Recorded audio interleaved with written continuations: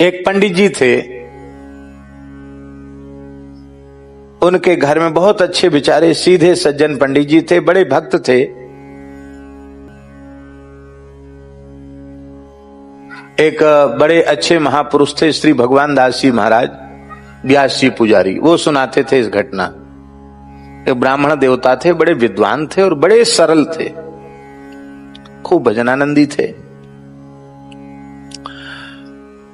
अपने ब्राह्मण वृत्ति से उनका गुजारा चलता था। उनके घर में एक गायों की सेवा करने के लिए एक लड़का रहता था, केवट का। केवट जानते ना, मला, इधर बुंदेलखंड में ढीमर कहते हैं, निषाद भी कहते हैं। तो वो लड़का उनके यहां रहता था। वो अकस्मात मर गया, जवान लड़का था, मर गया। बड़ा दुख हुआ, बहुत अच्छा लड़का था, बेचारा मर गया।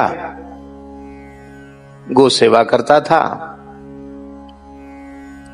एक दिन पंडित जी अपने ही घर के कक्ष में बैठे थे, कुछ भजन साधन कर रहे थे कि उसी समय उनको बंद कमरे में वो लड़का खड़ा दिखाई पड़ा। उनको बड़ा भारी आश्चर्य हुआ कि ठंड का समय है और हमने कमरे की कुंडी भीतर से लगा रखी है और ये मर गया था, 1-2 साल हो गया इस लड़के को मरे हुए। भाई जवान लड़का ज्यों का त्यों एकदम सजीवर हमारे सामने खड़ा है। एक बार तो उनको थोड़ा कांटे से उखड़े शरीर में। उसने कहा, पंडित जी आप डरे नहीं, मैं आपका अमुक नाम वाला सेवक हूं। हाँ हम तुमको पहचान गए। तो तुम तो मर गए थे? बोले हाँ हम मर गए थे, हम जमदूत बन गए हैं। क्या कहा उसने? हमारी पोस्टिंग हो गई है जमदूत के रूप में, नरक में हमको नौकरी मिल गई, जॉब मिल गया, हम जमदूत बन गए हैं और हमको यही ड्यूटी है जमदूतों का। उसका समय पूरा होगा उसको पकड़ लाओ, उसका समय पूरा होगा उसको ले आओ। तो इसी गांव का अमुक नाम वाला वैश्य है, उसका समय पूरा हो गया, उसको लेने आए हैं। अरे उसको लेने आए? वो तो आज ही 1-2 घंटा पहले अपने पोते की विवाह की लगन का शोधन करा के गया है कि हमारे पोता के विवाह का अच्छा मुहूर्त शोध दीजिए। तो हमने कुंडली मिलाई और मुहूर्त शोध करके उसको बताया है। बोले आपके मुहूर्त बताने से क्या है, उसका मुहूर्त तो जाने का आ गया। तो बोले वो तो बिल्कुल एकदम स्वस्थ है, कैसे जाएगा? तो उसने कहा जाएगा कैसे, बहाना होता है मौत का कि ये हो गया इसलिए मर गए। मौत तो बहाना खोजती है। बस उसके पेट में दर्द होगा और बस चिल्लाएगा कि हाय पेट में दर्द उठा, बस उसी में खत्म हो जाएगा। अच्छा भैया तुमने तो बड़ी विचित्र बात बताई, और कुछ बताओ। नहीं अब 1 मिनट नहीं रुक सकते, क्यों? उसका समय पूरा हो रहा है। जाते जाते पंडित जी ने कहा कि तुमसे बात करके बहुत संतोषित, तुम्हारी बात सच्ची हो गई तो हम जरूर कुछ ना कुछ विचार करेंगे फिर। पर एक बात है, तुम जैसे भी समय मिले तो हमको बीच बीच में दर्शन देते रहना। अच्छा पंडित जी जय सियाराम गया।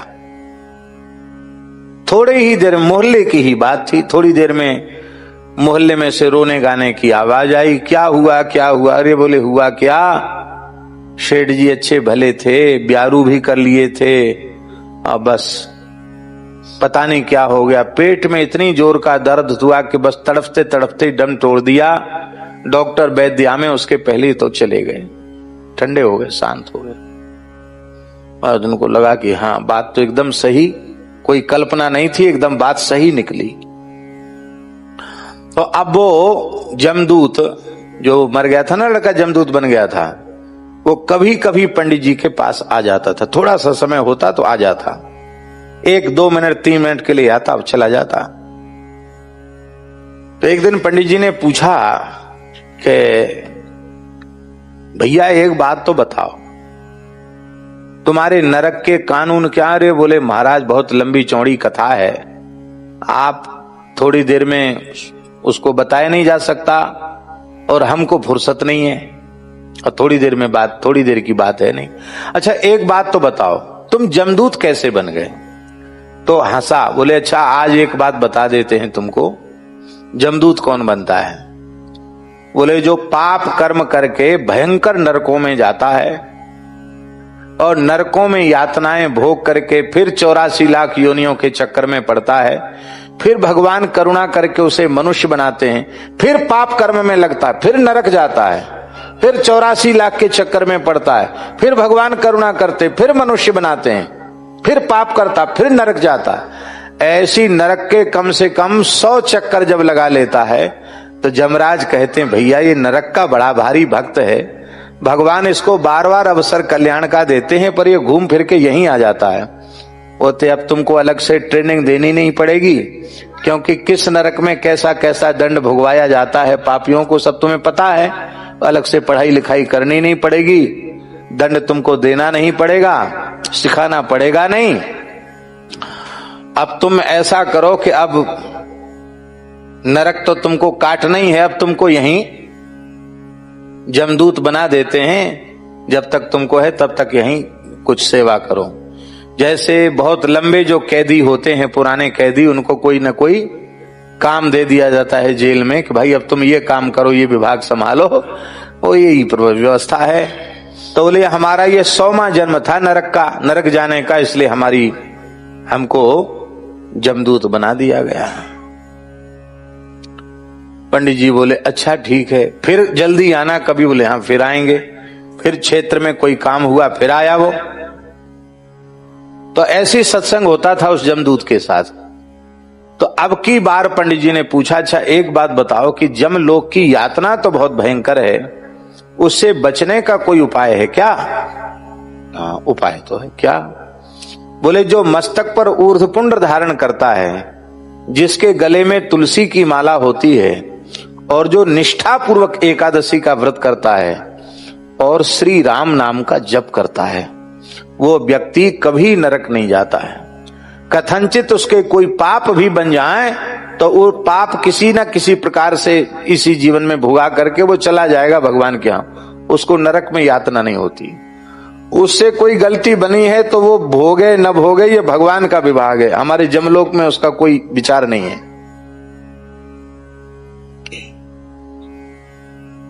पंडित जी बोले भाई बात तो तुम्हारी बहुत अच्छी है, अब हम यही प्रचार करेंगे, हम स्वयं भी तिलक कंठी धारण करेंगे, प्रचार करेंगे,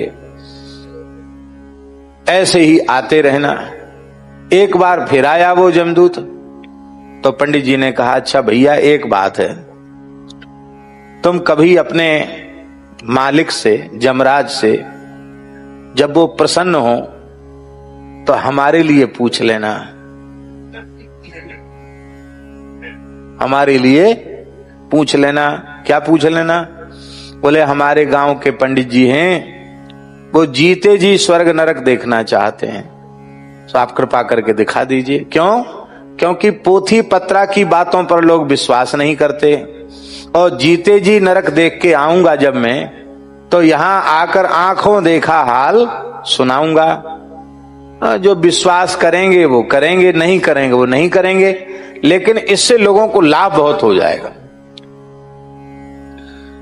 जमदूत ने कहा कि काम तो बहुत कठिन है, क्योंकि बिना मरे स्वर्ग नरक नहीं दिखता, पर चलो आप कह रहे हैं तो हम करेंगे प्रयास।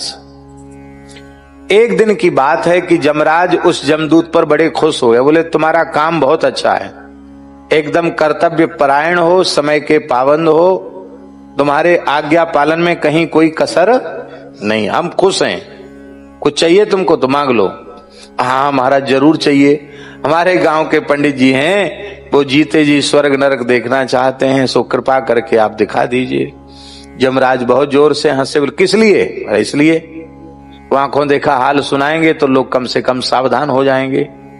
यमराज हंस करके बोले कि उनको लोग पागल ही समझेंगे, यहां से जाने के बाद या तो वो पागल हो जाएंगे और नहीं हो जाएंगे तो उनकी बातों को लोग पागलपन की बातें ही समझेंगे।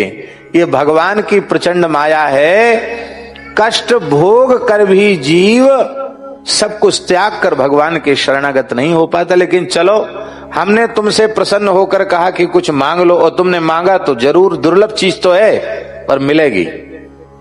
क्या बोले? आज तुमको मृतात्माओं को लाने की सेवा नहीं है, ये तुम हो और तुम्हारे 2-3 साथी और हैं, चले जाओ। पंडित जी को सोते हुए ही उनके तखत के सहित, चौकी के सहित यहां उपस्थित कर दो, कटिया सहित। सोते हुए रात को पंडित जी को जमदूत उठा लाए। वो भयंकर नरक का दृश्य उन्होंने देखा तो एकदम रोंगटे खड़े हो गए। जमराज से राम राम श्याम श्याम हुई। आओ पंडित जी बड़े भले आए। जमदूतों को लगा दिया, इनको दिखाओ, सब जगह घुमाओ। और घूमने लगे। अब तो बोले महाराज हम तो पागल हो जाएंगे यहाँ के कष्ट देखते हुए। मुदगरों से कूटा जा रहा है, मलमूत्र के कुंड में डुबाया जा रहा है, तेल के कड़ाह बड़े बड़े हैं, उनमें जैसे पकौड़ी बनती है ऐसे पकाया जा रहा है, खौलाया जा रहा है, टुकड़े टुकड़े शरीर के की जा, फिर भी व्यक्ति मरता नहीं, क्योंकि वो भोग शरीर है। कष्ट ऐसा ही होगा पर वो भोगने का है। तामे जैसे भयंकर गरम हजारों योजन की भूमि में, तपती हुई भूमि में दौड़ाया जाता है, जहां अलग अलग नरकों की अलग अलग व्यवस्था देखकर पंडित जी घबरा गए। उन्होंने कहा भैया एक बात तो बताओ, अब तो कुछ ऐसा ही करना कि इस जगह आना ना पड़े। आना तो आपको पड़ेगा। क्यों? बोले जो किसी का धन मार लेता है, हिसाब किताब कुछ बकाया छोड़ देता है, उसको भी चुकाने के लिए यहां आना पड़ता है। पंडित जी बोले हमने तो किसी का धन मारा नहीं। बोले हाँ तुमने मारा।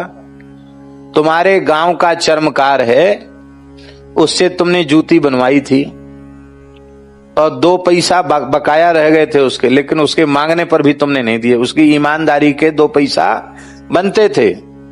अरे क्या भगत हो तुम, तो हमारे गांव के ही हो, अरे ब्राह्मणों की सेवा करनी चाहिए। तुमने लोभवश उसके 2 पैसे मार लिए। वो 2 पैसे मार लिए, उसके लिए तुमको यहां आना पड़ेगा। अरे बोले भैया वो यहीं रह रहा। बोले हाँ वो तो यहीं रह रहा है, नरक में ही कष्ट भोग रहा वो, हमको उसी के पास ले चलो, हिसाब किताब यहीं चुकती हो जाए तो अच्छा है। वहां पहुंचे, उसने कहा पंडित जी यहां भारतीय मुद्राओं का लेन देन चलता नहीं है और तुम कुछ लेके भी नहीं आए और यहां चलता भी नहीं है, यहां तो आना ही पड़ेगा तुमको। तो भैया तुम अपना हिसाब किताब यहीं चुकती कर लो। कैसे? कहते 2 पैसे का जितना चमड़ा होता उतना चमड़ा हम आपका उतार लेंगे तो हमारा तुम्हारा हिसाब पूरा हो जाए। बोला हाँ तो उतार लो। तो पंडित जी ने पीठ कर दी तो 2 पैसे का 1 बिलांद, संस्कृत में बितस्ती कहते हैं, हिंदी में बिलांद कहते हैं, 1 बित्ता, 1 बित्ता चमड़ा, 1 बित्ता लंबा और 1 बित्ता चौड़ा, इतना चमड़ा उसने रापी से छील लिया। असह्य कष्ट हुआ, खून बह गया, लेकिन अब तो भाई उस घाव से अच्छा था, वो घाव अच्छा था उस नरक में दोबारा आने की अपेक्षा। बोले अब हमारा मन भर गया, भगो यहां से, चलो अब नरक नहीं देखना। बोले अभी तो बहुत बाकी, 28 प्रकार के नरक हैं। बोले सब देख लिए, हमारा हिसाब किताब चुकती हो गया, अब तो हमको स्वर्ग ले चलो, क्योंकि स्वर्ग भी देखना है। बोले नहीं नहीं थोड़ा देख लो नरक। तो जा रहे थे पंडित जी, वहां क्या देखा,